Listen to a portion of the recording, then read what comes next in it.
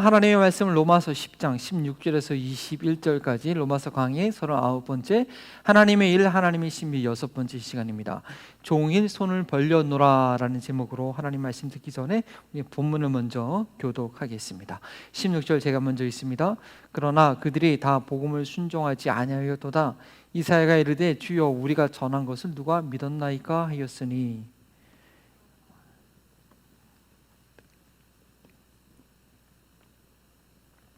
그러나 내가 말하노니 그들이 듣지 아니하였느냐? 그렇지 아니하니 그 소리가 온 땅에 퍼졌고 그 말씀이 땅 끝까지 이르렀도다 하였느니라.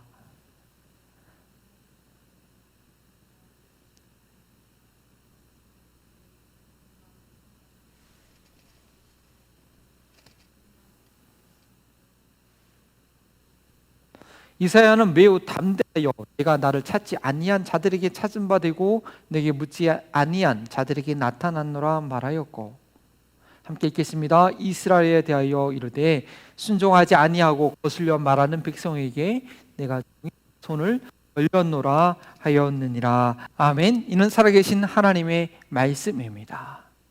하나님의 일 하나님의 신비 6번째 시간입니다. 성교의 황금고리 5단계를 좀 상세하게 설명하느냐고 예상보다 한 주를 더 할애하게 되었습니다. 지난주는 보내심에 순종하는 것에 대해서 설교하다가 뒷부분의 내용이 좀 강했죠. 저도 왜 그랬는지는 잘 모르겠지만 성령의 인도하심에 순종함이었기를 기도합니다. 설교를 준비하다 보면요, 처음 원고를 쓰기 시작할 때와는 다르게 전혀 예상치 못한 결론으로 마무리될 때도 있습니다. 항상 그런 건 아니고요, 미처 생각하지 못했던 내용들이 언급되는 경우도 있습니다. 보통 설교는 준비할 때 월요일부터 정해진 본문을 여러 번 읽고 또 묵상하고 관련된 주석과 자료들을 최대한 찾아보고 내용이 어느 정도 정리가 되었다 싶으면 저는 수요일부터 서론을 쓰기 시작합니다. 한 주간의 저희 기도 생활과 또 시간 활용을 어떻게 하느냐에 따라서 영감 있는 설교 준비 여부가 결정이 됩니다. 그 가운데 꼭 필요한 성령님의 음성을 듣게 되는 경우도 있고요, 또는 불필요한 내용으로 설교만 길어지게 되는 경우도 있을 것입니다. 시간이 지나면 지날수록 이 목회자의 삶이라는 것이 말씀 준비의 삶이라는 것을 제가 절감하게 됩니다. 한 주일 7일 동안에 6일은 매일 주일 설교 준비하는 것으로 대부분의 시간을 보냅니다. 그렇다면 그 결과로 이 말씀이 교회를 굳건하게 세우는데 도움이 되어야 될 텐데, 우리 성도님들의 믿음이 성장하여서 제자 삼는 제자의 삶이 되도록 전도하고 양육하는 그런 예수님을 닮고 예수님을 닮게 하는 그런 삶이 되도록 영향을 주어야 될 텐데, 나 일주일에 전 시간을 투자해서 준비한 이 말씀으로 그런 열매가 있어야 될 텐데, 그렇지 못한다고 한다면 이제 뭘 해야 되는 거지 하고 아마 회의에 들게 될 것입니다. 이런 고민들은요, 보통 목회를 오랫동안 하신 목사님들께서 수십 년간 설교를 했는데 별로 열매가 없을 때 하게 되는 고민이죠. 아직 제가 하기에는 좀 이르고, 만약 그렇게 생각한다면 이건 교만한 생각일 것입니다. 사실은요, 저 자신을 돌아볼 때 제가 설교한 대로 그 누구가 아니고 바로 저 하나만 제대로 산다고 하더라도요, 이건 우리 교회가 달라질 것입니다. 교회에 놀라운 영향력을 미치게 될 것입니다.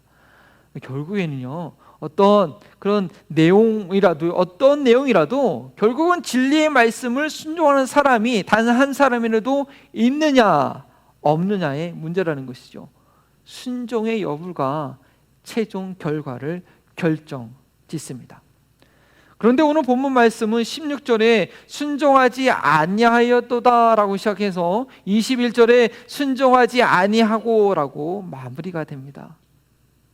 로마서 9장부터 시작된 하나님의 일하심, 하나님의 신비의 내용은 하나님께 선택받은 이스라엘 민족, 자기 동족이 그리스도를 믿지 않고 있는 그런 상황에 대해서, 왜 그런가 그 이유에 대해서 우리 사도 바울이 안타까워하며 고민할 때에 계시의 말씀으로 깨닫고 그 하나님의 뜻을 적고 있는 그런 성경, 하나님의 말씀입니다. 그리고 그 결론은 11장 마지막에 있고요, 그 결론에 이르기까지 필요한 논증들을 지금 계속 펼쳐가고 있는 과정입니다. 이렇게 이스라엘 사람들이 그리스도를 믿지 않는 그 불신앙, 그 불신앙에 대해서 9장에서는 뭐라고 했죠?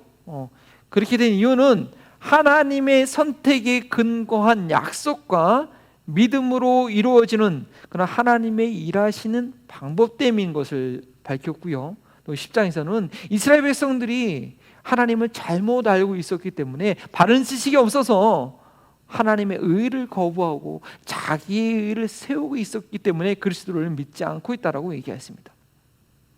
그리고 10장의 그 이후의 내용은 이 하나님의 의가 죄인들에게 적용되는 그런 하나님의 일하시는 방법에 대해서 3주간 믿음으로 말미암는 의, 누구든지 주의 이름을, 그리고 지난주에 보내심이라는 3주간에 걸쳐서 이 하나님의 의가 어떻게 우리 인간에게 적용될 수 있는지 말씀드렸습니다. 그러한 하나님의 일하심에 대해서 말씀드렸습니다.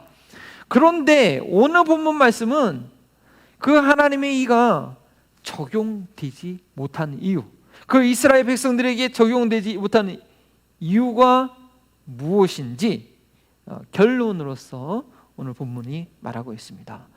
그런데 그것은요, 하나님의 책임이 아니라 인간들의 책임이라는 것이죠. 이스라엘 백성들의 그 모습을 보면서 적나라하게 우리에게 보여주고 있습니다. 바로 순종하지 않았기 때문입니다.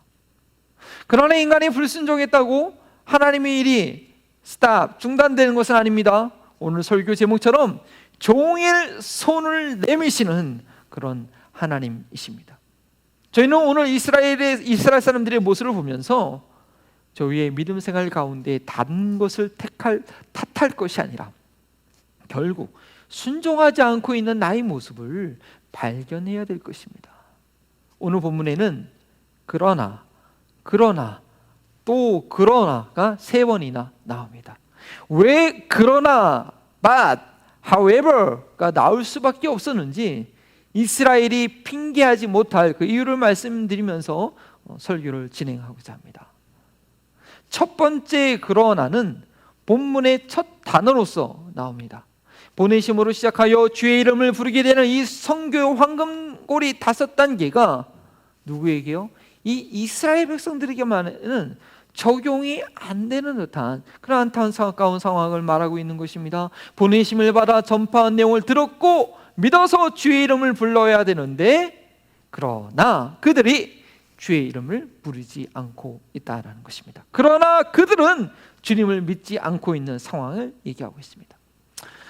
물론 전단락에서 주의 이름을 부르는 자들이 구원을 받는다고 할 때 이방인들을 모두 포함하고 있기 때문에 이 16절에 그들이 유대인과 이방인들을 모두 포함한다라고 그렇게 볼 수도 있겠지만요, 9장부터 전개되고 있는 내용은 이스라엘 사람들의 그 불신에 대한 것이었고, 또 10장의 19절과 21절에 이스라엘이라고 콕 집어서 이야기하고 있기 때문에 이 10장 16절에 그들은 이스라엘이라고 봐야지 합당합니다. 이스라엘 백성들이 하나님의 말씀을 들었을 때 믿음을 갖게 되었느냐? No, not, 아니라는 것이죠. 그들이 다 복음을 순종하지 아니하였도다라고 이런 어이없는 상황을 말합니다. 그런데 이 문장은 유대인들이 한 명도 복음을 순종하지 않았다라는 뜻은 아닙니다. 예수님의 12 제자들을 비롯해서 사도 바울이 모두 유대인이지 않았습니까? 9장 6절에 이런 표현이 있죠. 이스라엘에게서 난 그들이 다 이스라엘이 아니요. 그런 표현처럼 듣는 모든 이들이 다 믿은 것은 아니라는 뜻입니다. 선교의 황금고리 5단계에 의하면 말씀을 가지고 있었고 또 말씀을 들었던 이스라엘이 믿는 수가 다수여야 되는데 반대로 안 믿는 수가 다수가 되어버렸다는 것입니다. 이는 이사야 선지자가 53장 1절에 미리 예언한 것입니다. 우리가 전한 것을 누가 믿었느냐? 여호와 팔이 누구에게 나타났느냐? 이사야서 53장은요 죄인들의 질고를 지고 가는 메시아에 대한 예언인데 이스라엘 백성들의 눈에는 그것이 미련하게 보일 것이라고 이사야 선지자가 예언한 것입니다.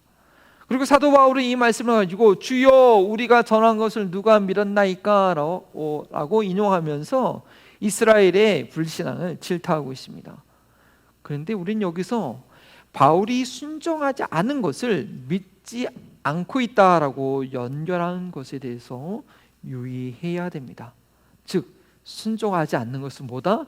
믿지 않는 것과 같다라고 말하고 있는 것이죠. 믿음과 순종은 분리되지 않고 같이 가는 것입니다.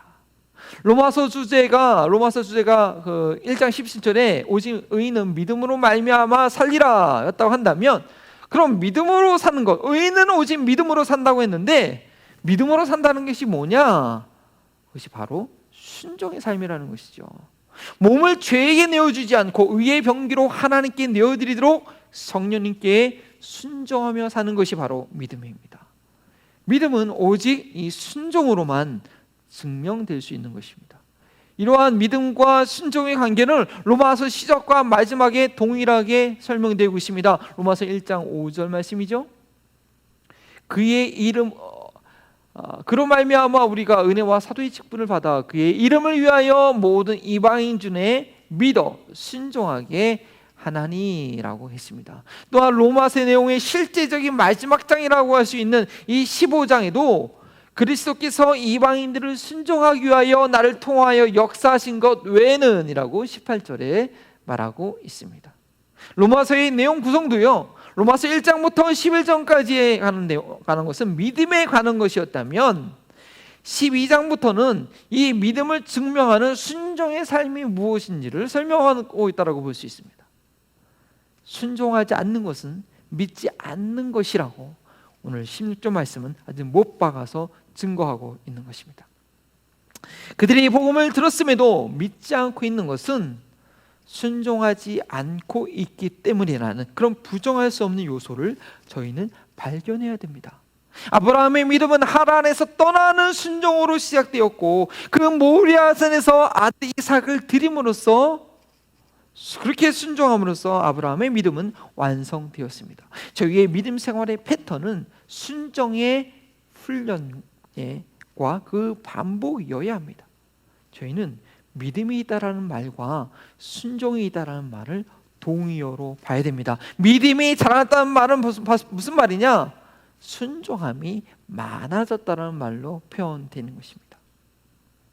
그런데 혹시 그들이 듣지 못해서 믿지 못한 것은 아닌가라고 다시 한번 확인하죠. 그래서 17절 말씀을 이렇게 얘기합니다. 믿음은 들음에서 나며 들음은 그리스도의 말씀이라고 하면서 간결하게 언급했던 황금고리의 한 부분을 오늘 본문에서는 좀 더 자세하게 설명합니다.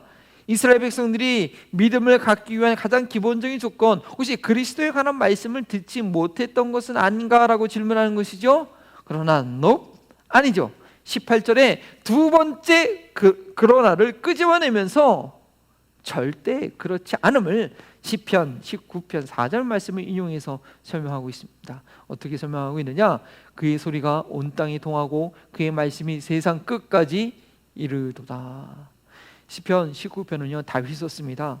주의 율법이 내 영혼의 꿀송이처럼 달고 그 내용이 완벽해가지고 내 영혼을 소생시키기 때문에 나는 늘 주의 말씀을 묵상하겠다는 그런 고백, 그 시편 19편에 다윗이 쓴 고백이었습니다. 그런데 그 구성을 보면 그 고백을 위해서, 그 본격적인 고백을 위해서 시편 19편 앞부분에는 일반 계시로서 하나님의 말씀이 오늘 이미 온 세상에 퍼졌다고 말하고 있습니다. 지난 주일에 드린 그 일반 계시죠. 하나님께서 창조하신 온 피조세계가 이미 하나님의 존재를 증거하고 있다는 것입니다. 사도 바울이 이 구절을 사용한 것은요, 하나님의 말씀이 감추어져 있지 않고 모두에게 들려지는 그런 놀라운 방식을 설명한 것입니다. 그렇게 하나님의 말씀이 이스라엘 백성들에게 이미 전해졌고 또 앞으로 복음이 온 세상에 증거될 것이라는 것을 말하고 있습니다. 천한 만물이 이미 하나님의 존재를 계시하고 있습니다. 날마다 해가 뜨고 지는 하늘 아래 사는 것이 바로 하나님의 말씀 안에 살고 있는 것입니다. 따라서 이 땅 위에 있는 모든 영혼들은 이미 하나님의 말씀을 듣고 있습니다. 그런데 특별히 이스라엘 사람들은요, 뭐죠? 율법을 받았고 자손 대대로 가르치고 있었기 때문에 절대 핑계할 수 없는 것이냐. 왜냐하면 이미 온 세상에 증거된 하나님의 말씀은 일반 계시로서 일반 계시이기 때문에 이방인들은 그 내용이 정확히 무엇인지 몰랐다라고 그렇게 핑계할 수 있습니다. 말할 수 있지만 이 특별 계신 율법을 가지고 있던 유대인들은 듣지 못했다고, 아니 들었어도 몰랐다라고 절대 핑계할 수 없다는 것입니다. 그래서 세 번째 그러나가 나옵니다. 19절에 이스라엘 백성들이 알지 못하였느냐라는 질문이죠. 드림의 내용은 그리스도의 말씀이라고 했는데 혹시나 율법을 통해서 그리스도를 깨닫지 못한 것이 아니었던가라는 질문을 하는 것입니다. 그러나 이 역시 no, no, 세 번째 그러나로 아니라고 부정합니다. 그들은 충분히 복음의 내용을 알고 있었고 그 내용으로 인해서 시기까지 했다고 합니다. 신명기의 말씀과 이사야의 말씀으로 그 증거를 대고 있습니다. 모세가 일찍이 말했죠. 너희가 허무한 우성으로 하나님을 시기나게 하면 하나님께서도 허무한 백성으로, 백성하는 자들로 너희를 시기나게 할 것이다. 신명기 32장 21절 말씀이었고요. 이것을 로마서 10장 19절에서 인용했습니다. 다 함께 읽어볼까요? 그들이 하나님이 아닌 것으로 내 질투를 일으켜 신명기 말씀이네요. 제가 읽겠습니다. 일으켜 험한 것으로 내 진노를 일으켰으니 나도 내 백성이 아닌 자들로 그들에게 시기 나게 하며 어리석은 민족으로 그들의 분노를 일으키리로다. 이스라엘 백성들은 하나님을 온전히 믿고 섬기는 일에 그들의 역사를 보면 결국 실패했다는 것을 알게 됩니다.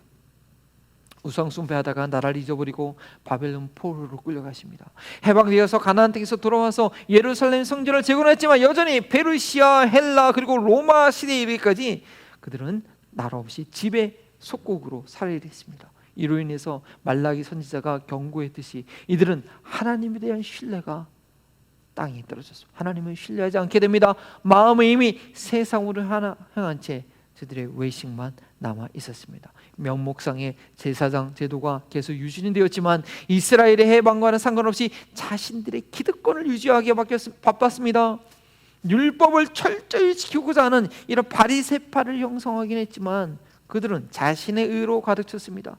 11조를 한다고 할지라도 공의와 정의는 저버린 자들이었습니다. 자기 자신이 우상이 되었었습니다. 겉으로는 몰라도 내면으로는 가장 암울한 때에 종교 지도자들을 몰라도 일반 백성들은 너무나 소망 없이 신음하고 살아가고 있을 때에 그리스도께서 드디어 때가 차서 오셨지만 그 예수님을, 그 그리스도를 저들은 십자가에 못 박아 버렸습니다. 그러한 그들에게 복음이 먼저 전파되었습니다. 예수님께서는 처음에 제자들을 파송하며 보내시면서 이방의 길로 가지 말고 차라리 이스라엘의 잃어버린 양들에게 가라고 말씀하셨습니다. 물론 부활 승천하신 후에는 모든 족속을 제자 삼으라고 명령하셨지만요, 사도 바울도 안디옥 교회로부터 파송을 받아 복음을 전거할 때 처음에는 각 지역에 흩어진 디아스포라 유대인들을 중심으로 회당에서 먼저 복음을 전했습니다. 그러나 유대인들이 복음을 받아들이지 않았기 때문에 발의 먼지를 툭툭 떨어버리고 이방인으로 향해서 복음을 전했는데, 아니 이방인들이 놀랍게 복음을 받아들이는 것입니다. 유대인들을 배척했던 그 복음을 이방인들은 받아들이는 것입니다. 성령께서 임하시고 하나님을 찬양하는 모습이 아시아를 비롯해서 유럽을 향해서 계속해서 퍼져가고 있는 것을 보게 되었습니다. 그렇게 해서 로마에도 많은 이방 그리스도인들이 있게 된 것입니다. 유대 그리스도인들도요, 처음에는 엄청 놀랐습니다. 상종조차 하지 않던 사마리아 성에 복음이 전파됐다는 소식을 듣고 예수님이 수제자 베드로와 요한을 보냈는데 그들에게 임했던 동일한 성령님이 사마리아 사람들에게 임하는 것을 보았습니다. 핍박으로 인해서 안디옥까지 흩어진 유대 그리스도인들이 우연치 않게 헬라인에게도 복음을 전했는데, 아니 그들의 복음을 믿고 교회가 세워지게 됐습니다. 유대인으로 구성된 예루살렘 교회는 핍박 가운데 흩어져 버렸지만 이방인으로 구성된 안디옥 교회는 유럽까지 복음을 전할 수 있도록 최초의 선교사를 파송하는 그런 교회가 되었습니다. 예수를 거부한 유대인들은 나사렛 예수라는 이단 종포가 온 세상을 어지럽게 한다고 했지만 모세의 경고대로, 호세아 선지자의 예언대로 하나님께서 백성 아닌 자들로 그들을 시기나게 하고 있는 것임을 그들은 알아야 했습니다. 구약 예언서에 정통했던 유대인들에게는 이러한 상황이 절대 낯선 것이 아닐 것입니다. 왜냐하면 이사야 선지자가 이미 이런 현상에 대해서 담대하게 말했기 때문입니다. 이사야서 65장 1절을 인용한 것인데요, 본문 20절 말씀이죠. 여기서 나를 찾지 아니한 내게 묻지 아니한이라고 한 이 이사야 원문에는 하나님을 반역한 이스라엘 백성이라는 그런 해석도 있지만, 바울은 이것을 호세아 말씀처럼 이방인들에게 복음이 증거될 것이라는 그런 예언으로 보고 인용합니다. 결론적으로 당시 유대인들은 초대교회 당시 이방인들이 하나님께로 돌아오는 현상을 보면서 그들이 너무나 잘 알고 있었던 선지자들의 예언이 바로 이 복음을 통해서 이루어지고 있는 것을 이미 알고 있었다는 것이죠. 부정할 수 없는 시기심으로 인해서 초대교회를 핍박한 것이 바로 증거입니다. 복음의 내용을 모르고 이해하지 못했던 것이 절대 아니라는 것입니다. 그러나 그들의 반응은 무엇이었습니까? 21절 말씀이죠. 이사야 선지자 시대의 이스라엘 백성들처럼 순종하지 아니하고 거슬리 말하는 백성이 되고 말았습니다. 이사야는 이사야에서 이 같은 내용이 있는 65장에 이 이스라엘 사람들의 백성의 죄가 아주 뿌리 깊은 것임을 너희의 죄악과 너희 조상들의 죄악이 동일하다고 하면서 지적하고 있습니다. 65장 7절에 보니까요, 너희의 죄악과 너희 조상들의 죄악은 한 가지니 그들이 산 위에서 분향하며 작은 산 위에서 나를 능욕하였음이라. 바로 이스라엘 백성들이 우상 숭배하던, 그런 가나안 땅에서 모든 우상을 제거하라고 명령하셨지만 오히려 그것을 우상을 받아들이고 이방인들보다 더 심하게 우상 숭배한, 가나안 정착부터 여지까지 여전히 그렇게 하고 있는 저들을 하나님께서 책망하고 있는 말씀입니다. 이 우상 숭배의 문제는요, 어떤 특정한 시대의 특정인의 문제가 아니라는 것입니다. 하나님을 주인으로 인정하지 않는 그런 모든 시대의 모든 사람들의 문제입니다. 하나님보다 더 중요하게 여기는, 생각하는, 느껴지는, 좋아하게 되는 그 무엇인가 마음이 있게 되면 그것은 하나님보다 더 중시 여기는 우상이 됩니다. 어느 정도까지는 순종하는 척할 수 있겠지만 그 우상이 마음에 있는 한 절대 하나님께 온전한 순종을 할 수 없는 것입니다. 즉 하나님을 온전히 믿지 못하는 것입니다. 그리고 순종하지 못하게 되는 결정적인 이유가 바로 이 우상됨이라는 것이죠. 현대 대표적인 우상은요, 뭐겠습니까? 돈과 자존심입니다. 돈만 있으면 행복할 것이라고 믿습니다. 그래서 수단과 방법을 가리지 않고 돈을 모으고자 합니다. 자존심이 구겨지는 거 절대 참지 못합니다. 내가 이 자존심 하나 믿고 살았는데, 교회를 뒤집어 엎더라도 자신의 자존심을 지켜야 하는 그 성질을 버리지 못하는 것이죠. 자녀와 건강이 우상이 될 수 있습니다.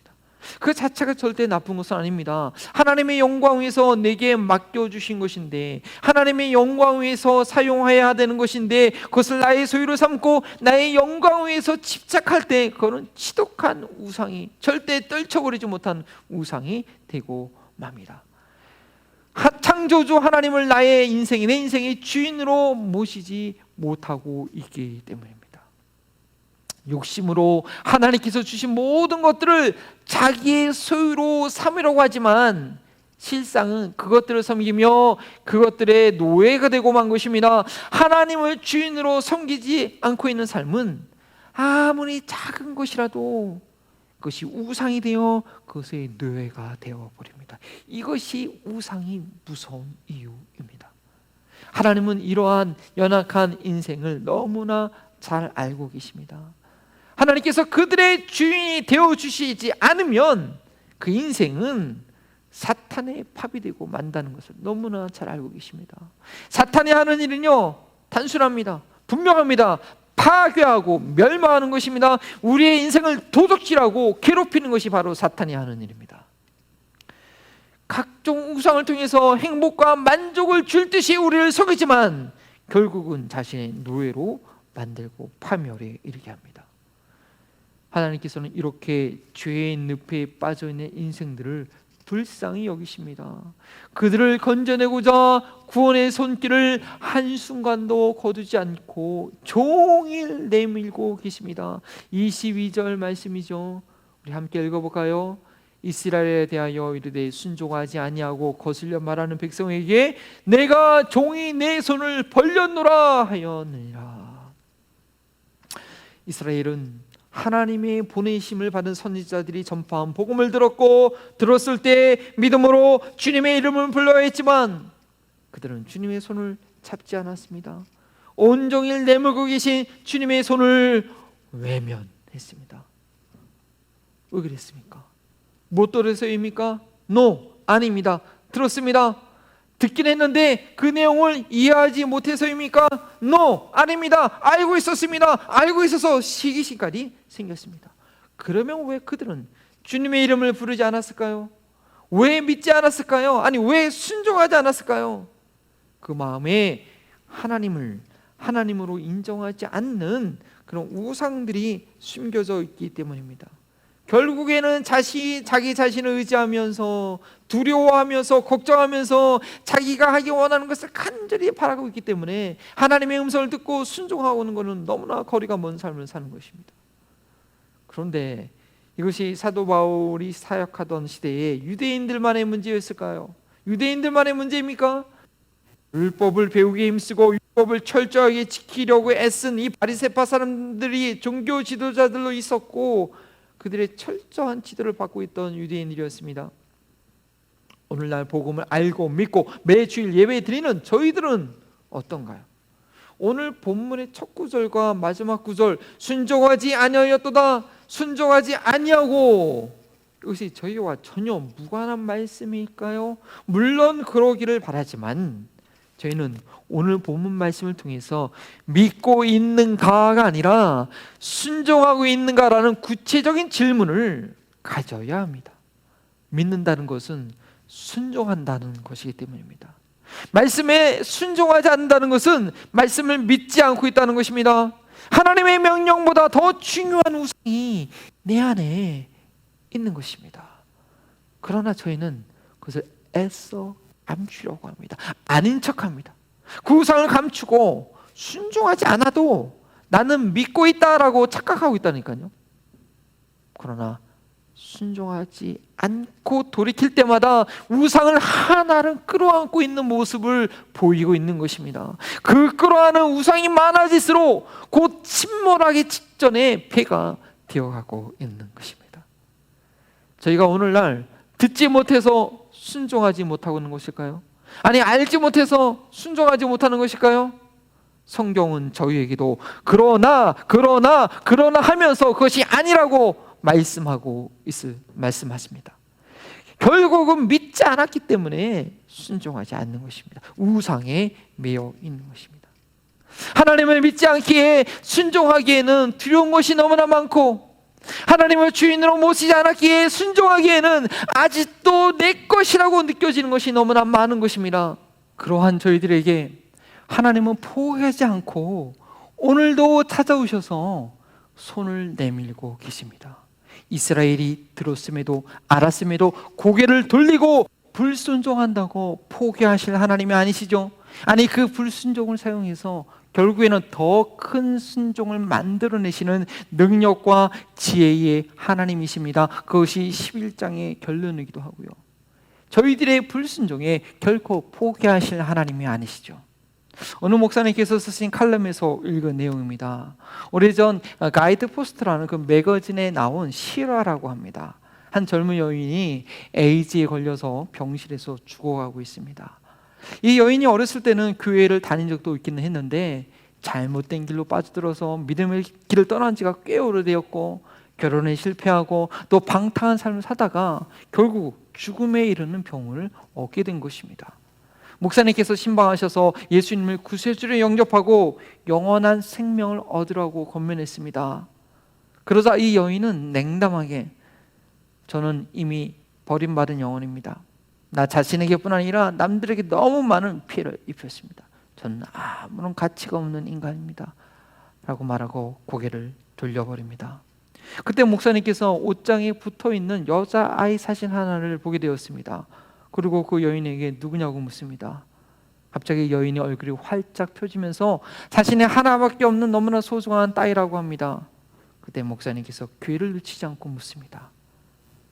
당신은 당신의 딸이 실수하고 넘어지고 힘든 상황에 빠진다면 그 딸을 도와줄 의향이 있습니까? 아무리 못난 짓을 했더라도 용서를 구하고 다시 돌아온다면 받아줄 마음이 있습니까? 그녀는 너무나 당연하다는 듯이 물론이죠. 저희 하나밖에 없는 딸인데요. 그런데 그걸 왜 물으세요? 목사님이 답합니다. 하나님의 옷장에도 자매님의 사진이 붙어 있습니다. 하나님께서는 당신을 절대 놓지 않으실 것입니다. 하나님의 하나밖에 없는 너무나 소중한 딸이시기 때문입니다. 이 말에 죽어가던 여인은 마음의 문을 열고 하나님의 손을 붙잡음으로써 그의 영혼과 육체가 회복되었다고 합니다. 하나님께서는 거짓된 주인 우상에 매여 있는 저희들의 모습을 너무나 안타까워하십니다. 우상을 섬기고 있는 우리를 향해 진노하시고 고개를 돌려 외면하고 계신 것이 아닙니다. 우상에 속아 무거운 죄짐에 눌려 있는 당신의 자녀들을 자유케 하길 원하십니다. 사랑의 하나님은 지금도 그분의 손을 온종일 벌르고 계시다는 걸 아십니까? 저희가 두려워하는 그 모든 것으로부터 평안을 주시길 원합니다. 저희가 소유하고자 바둥거리며 붙들고 있는 것들을 친히 능력의 손으로 집어서 저희 품 안에 안겨주시길 원하십니다. 능력의 하나님은 지금도 그분의 손을 온전히 벌리고 계시다는 것 아십니까? 하루 이틀 그러시고 마는 것이 아닙니다. 식사 시간에 나오지 않는다고 밥상 치우고 말아버린 것이 아닙니다. 언제든지 나오기만 하면 풍성한 밥상을 차려주시는 어머니와 같은 분이십니다. 밤낮을 가리지 않고 기다리고 계시는 아버지와 같으신 분입니다. 하나님의 기다리심은 한이 없습니다. 종일 내 손을 벌렸노라 이사야 선지자를 통해 2700년 전에 말씀하셨지만 그 사실은 오늘날도 이 시간도 여전히 유효합니다. 아니 에덴 동산에서 아담아 내가 어디 있느냐 물으시며 찾으시던 때부터 지금까지 모든 인류를 기다리고 계십니다. 우리의 순종을 막고 있는 두려움은 무엇입니까? 우리의 순종을 막고 있는 소유욕은 무엇입니까? 바로 내 눈앞에 뻗어 있는 아버지 하나님의 손길을 잡으심으로써 그 두려움과 욕심에서 벗어나시면 안 될 특별한 이유가 있으십니까? 없으시다면 함께 일어나 저와 함께 이 찬양을 믿음의 고백으로서 드립시다.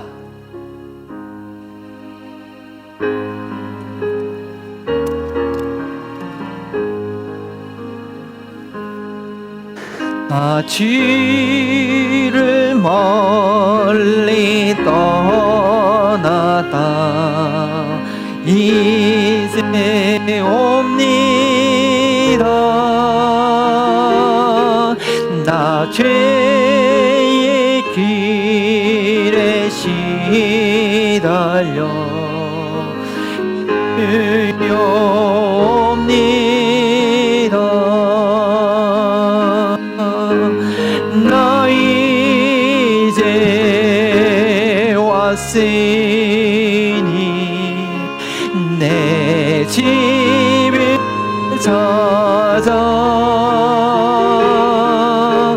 주여 나를 받으사 맞아 주소서. 그 귀한 세월 보내고 이제 옵니다. 나는 진리 믿어 주여 옵니다. 나 이제 왔으니 내 집을 찾아 주여 나를 받으사 맞아 주소서. 5절입니다. 나 바랄 건 뭔가?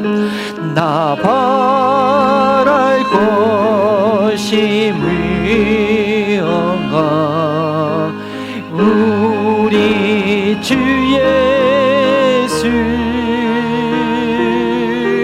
나 위에 주임 다하시 믿고 옵니다. 나 이제 왔으니 내 집을 찾아 주여 나를 받으사 맞아 주소서. 나 이제 왔으니 내 집을 찾아 나 이제 왔으니 내 집을 찾아 주여 나를 받으사 맞아 주소. 내 집에 왔으니 나 이제 왔으니 내 집을 찾아 주여 나를 받으사 맞아 주소서. 다시 한번 천천히 나 이제 집에 왔으니 나 이제 왔으니 내 집을 찾아 주여 나를 받으사 맞아 주소서. 주여 나를 받으사 주여 나를 받으사 맞아 주소서. 이 시간 조용히 묵상하며 기도하기 원합니다. 하나님, 그동안 내가 정말 간절히 간구하고 찾고 주 앞에 아뢰었던 구원받아야 할 그 영혼들, 하나님 이 시간 기억하여 주시고 사돌과 같은 심정으로 저들 향하여 간절히 구할 때, 정말 저들 향하여 고민하고 애탈 때 하나님께서 사도 바울에게 주셨던 그 하나님이 일하심, 그 하나님의 신비를 알게 하셨던 것처럼 그 영혼에 대한 하나님의 계획과 그 일에 대한 하나님의 신비를 깨닫게 하실 것입니다. 우리가 낙심하지 않고 끝까지 그 영혼을 품고 영원한 생명을 얻도록 기도하는 저희들 되기 원합니다. 뿐만 아니라 그렇게 하나님의 마음을 품기에는 아직도 내 안에 두려움과 내 스스로의 계획과 나 자신을 죽어라고 하는 그런 우상들, 주님 있다면 깨닫게 하시고 내려놓게 하소서. 이 시간 우리와 함께 묵상으로 그러나 기쁜 마음으로 주님께 집중하며 기도합니다. 아버지 하나님 도우시고 주여 도우시고 아버지 하나님 주님 도우시고 주시고 아버지 하나님 우리에게 간절한 마음으로 거여주시옵소서. 우리에게 간절한 마음으로 거여주시옵소서. 주여 주님 하나님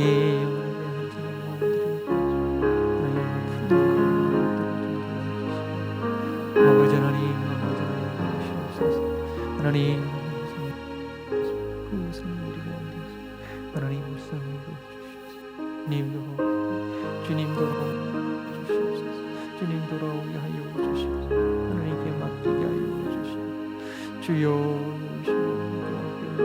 주님께 맡길 수 있는 저희를 되게 하여 주옵소서.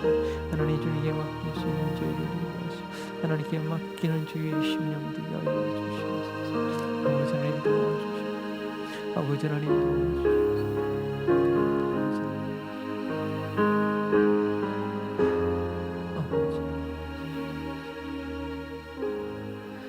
아버지 하나님, 우리의 삶을 돌아볼 때, 나 자신의 모습을 볼 때 여전히 내려놓지 못하고 우상에 매여 있어서 그 우상에게 모든 마음과 생각을 뺏기고 있는 저희의 연약함을 보게 됩니다. 그러나 주님, 오늘 외면하지 아니하시고 언제 주님께 돌이킬 때 그 손으로 안아주시고 붙들어 주시고 하나님의 생명을 저희들에게 날마다 새롭게 공급해 주시니 감사합니다. 하나님, 아직도 두려움에, 아직도 내 욕심에 매여 있는 것이 있다면 주님, 매주마다 매일마다 주님 깨닫게 하시는 그곳을 붙잡고 주님께 온전히 신뢰하는 아버지 저희 마음이 되게 하옵소서. 아버지, 그렇게 주님의 마음을 알아갔으면 알아갈수록 하나님 아버지의 마음이 있는 그 영혼들, 주님께 돌아와야 할 그 영혼들, 하나님께서 아직까지 손 벌리고 찾고 있는 그 영혼들, 그 종족들, 그를 향한 하나님의 부르심을 깨닫고 순종하며 간절히 부르짖어 기도하는 저희들이 될 줄 압니다. 주님, 오늘도 우리에게 은혜와 긍휼을 베풀어 주셔서 하나님께서 우리에게 주신 은혜가 막도록 주님의 나라를 위하여 간절히 부르짖는 저희가 없어서, 특별히 다음 한 주간 이 민족의 아버지여 공직자 선출을 위하여, 대통령 선거를 위하여, 하나님 나라를 위하여 저희가 간절히 부르짖어 간구하기 원하오니 주님의 마음을 품고 기도할 수 있는 은혜를 주님 허락하여 주시옵소서. 참으로 오랜 시간 기도하고 있지만 아직까지 돌아오지 않는 가족들로 인하여, 아직까지 돌아오지 않는 형제 자매들로 인하여, 아직도 돌아오지 않는 자녀로 인하여 마음 아파하는 영혼들 있습니까? 아버지, 그것이 바로 주님의 마음인 줄 알고 주님 위로하여 주시옵시고, 주님께서 그의 부르짖음과 눈물을 결코 잊지 않고 주님의 때에 응답하시라는 믿음으로 주님 함께하여 주시옵소서. 또한 그러한 믿음을 가지고 나의 모든 것을 의뢰하는 마음으로 저 앞에 귀한 예물 드립니다. 정말 돌아와야 그 나라와 그 민족과 그 영혼들을 위하여 귀하게 쓰여지는 오병이어의 예물 감사하며 예수 그리스도로 다 아멘. 나를 위해 십자가에 피와 물을 다 쏟으신 예수 그리스도의 은혜와 여전히 손 벌려 나를 안아주시길 원하시는 하나님의 사랑과 모든 두려움과 욕심을 내려놓고 하나님의 품에 안기게 하시는 성령님의 위로하심이 순종함으로 믿음이 성정해 가는 것을 경험하기 원하는 우리 사랑하는 모든 가족들과 이 지역사회와 코로나 바이러스 가운데 주님의 손을 간절히 붙들기 원하는 모든 영혼들에게 지금부터 도록 함께 하시기를 축원하옵나이다. 아멘.